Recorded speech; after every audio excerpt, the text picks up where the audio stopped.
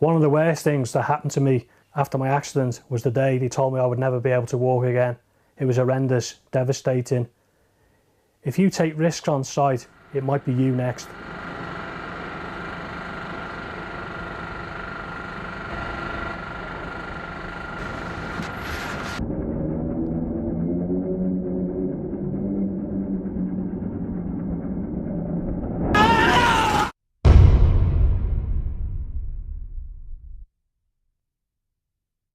It's not worth taking any risks whatsoever, because a couple of seconds later you could be hurtling towards the floor. Just think, is it worth it? What effect is it going to have on your family? Where's the money going to come from?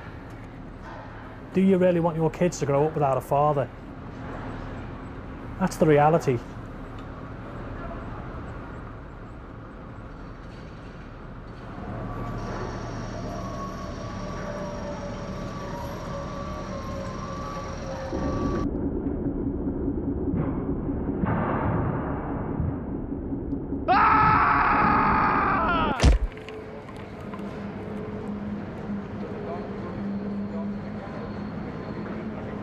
Don't take risks. It's just not worth it.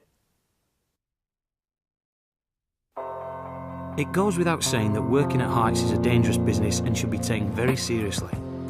Now and again, we all have to work at heights, up on scaffolds, on platforms, and working up ladders.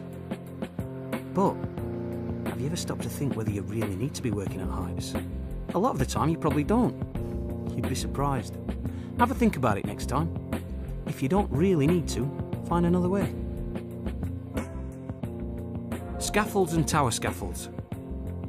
You'll see them on just about all of the sites. Putting them together is a big job, and an important one as well. You're best to leave it to those who are qualified. Every work area where you work needs to be safe and completely secure, so it's not worth leaving it to chance. If you're working on a scaffold, check there's a scaff tag that states it's safe before you even set foot on it. If there isn't, ask someone why not. Not just for you, but for your mates as well. You might get away without an accident, but what about the bloke after you? Or the bloke after him? Whatever scaffold you're working on, the platform should have the minimum toe board and 2 handrails. Anything less is not good enough. Let your supervisor know about it right away if it isn't up to scratch. Alterations to any part of the scaffold must only be done by someone who is trained and competent to do so. Same goes for tower scaffolds. Accept nothing less than total safety when you're at work. Ladders are something we probably use all the time, but do we really need to? A lot of the time we reach for the ladder to do work we'd be better off doing some other way, or maybe by someone better qualified for the job. There's no point in putting yourself at risk if you don't have to. If you do use a ladder, make sure you know how to use it correctly. Ask yourself a few questions. Have you made it safe to use? Is it long enough for the task? Do you need someone to help you? It's more than likely some of you have worked on MEWPs, or mobile elevated working platforms. If you have, or if you're going to, you must be trained and competent to operate them. One thing you can do is make sure you're using your harness according to the manufacturer's recommendations. It's a simple thing to do, but it can make a big difference. As well as looking out for yourself and your mates, you need to make sure everyone on site is safe, especially when you're working up on a MEWP, where you could be dropping tools or materials over another work area. Your best bet is to make sure you cordon off a work area before you start. On some sites you might work with a safety net. It's another precaution that's taken as a further level of safety, and any extra protection has got to be a good thing. Again, just keep in mind that the net should only be put together by those who are competent.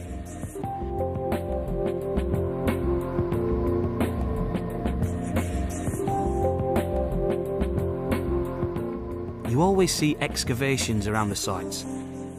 They're part and parcel of the work that goes on around the project.